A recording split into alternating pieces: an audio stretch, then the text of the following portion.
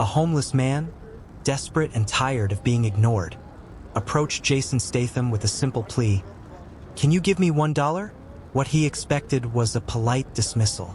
What he received was something far greater, a life-changing act of kindness from one of Hollywood's biggest action stars, leaving everyone who witnessed it utterly speechless.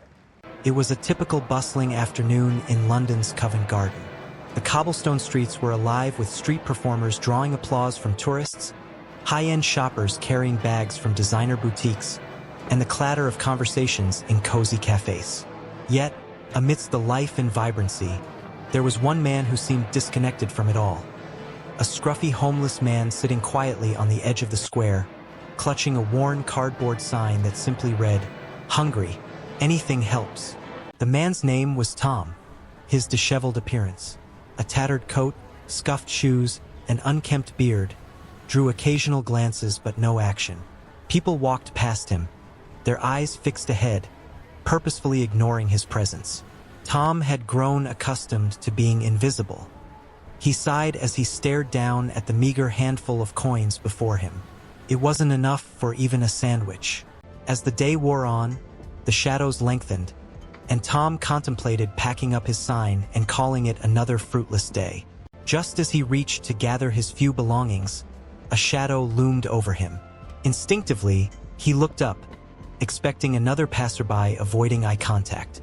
Instead, he was greeted by a man towering above him, dressed in a simple black jacket and jeans. The man crouched to meet Tom's gaze, his sharp features and piercing eyes holding a certain familiarity. He spoke in a low, steady voice, with the unmistakable accent of someone from the East End. "Hey, mate," the man said, tilting his head slightly. "How's it going?" Tom blinked, caught off guard. No one stopped to talk to him, let alone someone like this. Clearing his throat, Tom managed a hesitant response. "Could be better," he muttered. "Just trying to get enough for a bite to eat." The man's eyes flicked to the cardboard sign, then back to Tom. Reaching into his jacket, he pulled out his wallet. Tom braced himself, expecting perhaps a pound coin or a polite excuse. Instead, the man gave him a half-smile and said something that made Tom's breath catch. "How about we do better than that? Let's get you sorted, yeah?" Tom's eyes widened. "Are you serious?" he asked, unsure if this was some kind of joke. "Dead serious," the man replied with a firm nod. "You like pizza?" Tom hesitated, glancing down at the coins on the ground as his stomach growled audibly. The man chuckled. "Come on, mate," he said, offering his hand. "I'm Jason, by the way." That's when it hit Tom. This wasn't just some friendly stranger. This was Jason Statham, the Hollywood action star. Tom froze, unsure how to respond. "Yeah, that Jason Statham," the man said with a knowing grin. "Now, what you say? Let's go get some food." Despite his doubts, Tom felt the warmth and sincerity in Jason's tone. He took the hand offered to him, his legs shaky as he stood. With a nod of encouragement, Jason guided him towards a small pizza place down the road. Jason and Tom walked side by side through the lively streets, their destination a cozy pizza joint tucked into the corner of the bustling square. Tom's mind raced as he processed what was happening. Here he was, a homeless man ignored by nearly everyone, walking alongside Jason Statham, a global movie star.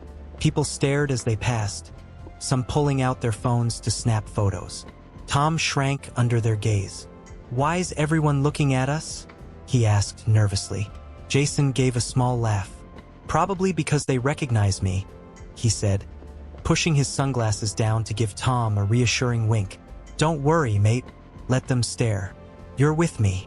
They reached the pizza place, and Jason held the door open, gesturing for Tom to go in first.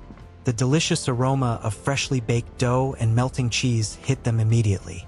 Tom's stomach growled loudly, and he glanced down, embarrassed. Jason heard it and smirked. "Sounds like you're ready for this," he said. At the counter, the cashier froze as she recognized Jason. Her eyes widened, but before she could say anything, Jason held up a hand with an easy grin.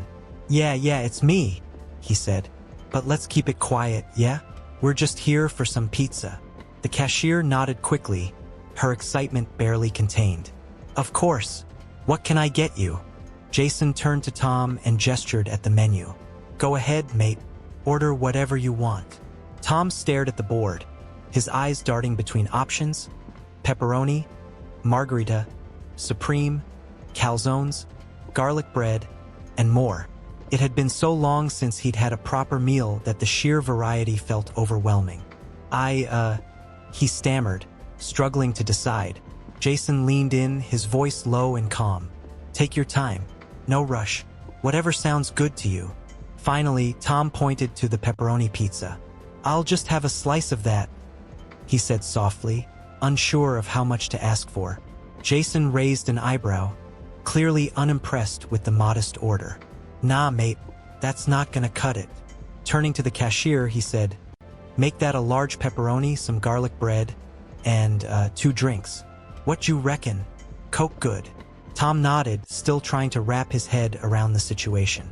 And throw in some of those dessert rolls, Jason added with a smirk. Can't skip dessert, can we? The cashier rang up the order, sneaking another glance at Jason. When she announced the total, Jason handed over a crisp 50-pound note. Keep the change, he said, winking at her. They found a small booth by the window, and Jason made sure Tom sat first. The place was cozy and warm, a stark contrast to the cold streets outside. Jason leaned back in his seat, arms crossed casually, and studied Tom. So, Jason began, his tone friendly but curious. What's your story, mate? How'd you end up out here? Tom hesitated, unsure of how much to share. But something about Jason's genuine interest encouraged him. Slowly, he began to talk. He spoke of how he lost his job after an injury, how he couldn't afford his rent anymore, and how, bit by bit, he ended up on the streets. Jason listened intently, nodding occasionally but never interrupting.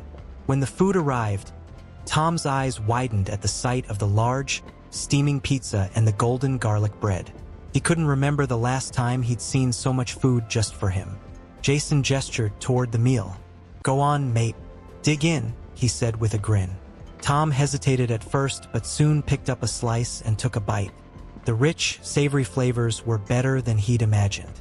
He closed his eyes, savoring every bite, and for the first time in years, he felt a sense of comfort. This is amazing, Tom said, his voice muffled by a mouthful of pizza. Jason chuckled. Told you, didn't I? Pizza never disappoints. They ate in companionable silence for a while, the sounds of the busy restaurant fading into the background. For Tom, it wasn't just about the food. It was the fact that someone cared enough to sit with him, listen to him, and treat him like an equal. It made him feel human again. As Tom polished off the last slice, he looked up at Jason, gratitude shining in his eyes. I don't even know how to thank you, he said quietly. Jason waved a hand dismissively. You don't have to thank me, mate. Everyone needs a bit of help now and then. Nothing wrong with that. Tom nodded, swallowing the lump in his throat. For the first time in years, he felt a glimmer of hope. But just as he thought the meal was the end of Jason's kindness, the actor leaned forward, his tone both lighthearted and serious. Right then, Jason said, his signature smirk returning. Now that we've got you fed, it's time for the next stop. Tom blinked, confused. Next stop? What do you mean? Jason stood and clapped Tom on the shoulder. You'll see, mate. Let's get you sorted. As they stepped out of the pizza shop, the cool evening air brushed against Tom's face. He felt full, not just from the meal but from the kindness Jason had shown him. But as they walked, a question lingered in his mind. What do you mean by getting me sorted? Tom asked hesitantly. Jason flashed him a quick grin. Simple. A fresh start. First stop. Let's clean you up a bit. Tom's steps faltered. I don't know, mate. Places like that. They wouldn't want someone like me in there. Jason stopped abruptly and turned to face Tom, his expression firm but kind. Hey, don't ever say that, he said. Everyone deserves to feel good about themselves. You're not someone like you or someone like them. You're you, and that's enough. Tom blinked, surprised by Jason's conviction. Slowly, he nodded, and Jason clapped him on the back. "Come on, mate, let's go." A short walk later, they arrived at a sleek, modern barbershop with a glowing sign in the window. Inside, the place was all polished wood and chrome, buzzing with clippers and chatter. Tom froze in the doorway, feeling out of place among the sharply dressed clientele. But Jason nudged him gently. "You'll be fine," Jason said with a smile. "Trust me." The receptionist glanced up, her professional demeanor giving way to shock as she recognized Jason. "Oh my goodness, you're..." she began, but Jason cut her off with an easy chuckle. Yeah, it's me," he said, waving it off. "But today's not about me. My mate here needs the works. Haircut, shave, and whatever else you've got to make him feel brand new." The receptionist's gaze softened as she looked at Tom. "Of course," she said warmly. "We'll take good care of him." A kind stylist guided Tom to a chair, chatting with him as she worked. First, she carefully trimmed away the matted hair, each snip lightening the load on Tom's shoulders. Then came the shave, her touch careful and soothing. Finally, she handed him a towel and directed him to the showers in the back. Tom stepped into the shower, the hot water cascading over him like a revelation. He stood there for a long time, letting it wash away the grime, the exhaustion, and the years of feeling unseen. By the time he stepped out, dressed in clean clothes Jason had thoughtfully picked up earlier, he barely recognized the man in the mirror.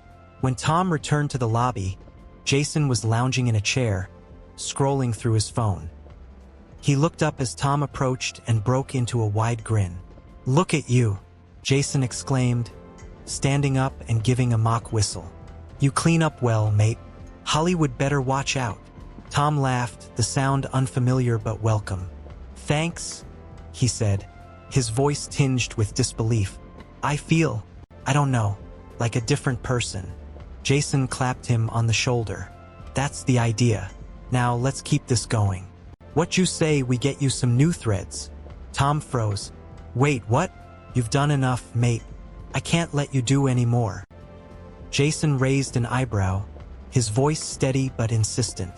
"You're not letting me do anything. I want to. Everyone deserves a fresh start, Tom. Come on."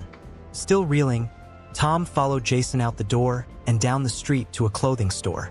Inside, Jason handed him a basket. "Pick out whatever you need," he said.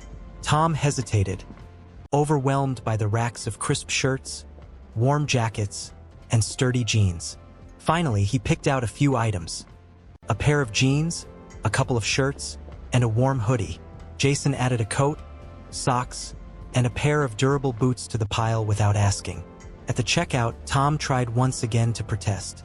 "Jason, seriously, this is too much." Jason shook his head, handing over his card without a second thought. "It's not too much, mate. It's just what you need. And that's that." As they left the store, Tom glanced down at the bags in his hands, his throat tightening with emotion. He hadn't owned clothes this nice in years. Jason caught the look on his face and gave him a warm smile. "All right, mate," Jason said, stopping in the middle of the street. "There's just one thing I ask." Tom looked up, his brow furrowed. "What's that?" "When you're back on your feet," Jason said, his tone serious but kind, "pay it forward. Help someone else out. That's how we make the world a bit better." "Yeah." Tom nodded, unable to speak past the lump in his throat. "I promise," he managed after a moment, his voice thick with emotion. "I'll pay it forward." Jason grinned. "That's what I like to hear. Now, how about we get a pint to celebrate?" For the first time in years, Tom felt something he thought he'd lost: hope. As they walked to the pub, the world seemed a little brighter, a little kinder, and a lot more full of possibility. The next morning, Tom woke up in a clean bed for the first time in years.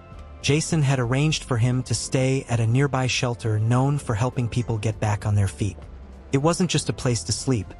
It was a lifeline, offering counseling, workshops, and resources to help people rebuild their lives. As Tom sat in the small but comfortable room, he couldn't help but reflect on everything that had happened the day before. Jason had given him more than food, clothes, and a place to stay. He had given him a sense of dignity. It was something Tom hadn't felt in years. And with it came the one thing he thought he had lost forever: hope. The shelter staff welcomed Tom warmly and got him started on their programs. They helped him update his resume and guided him through job applications.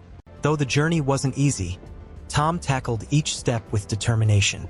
Every time he felt like giving up, he thought back to Jason's words: "Everyone deserves a fresh start." Weeks turned into months, and slowly but surely, Tom's life began to change. He landed a part-time job at a cafe, where the steady income allowed him to save for his own place. He spent his free time at the shelter, attending workshops and mentoring others who were just starting their journeys. Tom often thought about the moment Jason had handed him a small card with a phone number on it. "Call this place," Jason had said. "They'll help you out. You're not alone, mate." And Jason had been right. Tom wasn't alone anymore. Word of Jason's act of kindness spread quickly after that day. Photos and videos from passersby had flooded social media, showing the action star walking side by side with a scruffy man, buying him a meal, and treating him like an equal. News outlets picked up the story, and while Jason never commented publicly on it, people couldn't stop talking about how a simple gesture had transformed someone's life. But for Tom, the true impact wasn't in the headlines or viral posts. It was in the chance to rebuild his life. He had gone from feeling invisible to standing on his own 2 feet again. And now, he was determined to keep the promise he had made to Jason. To pay it forward. One chilly afternoon, as Tom walked home from work, he noticed a young man sitting on the curb, a cardboard sign in his lap. The sight brought back a flood of memories. Tom paused, staring at the man who looked as lost as he had felt not long ago.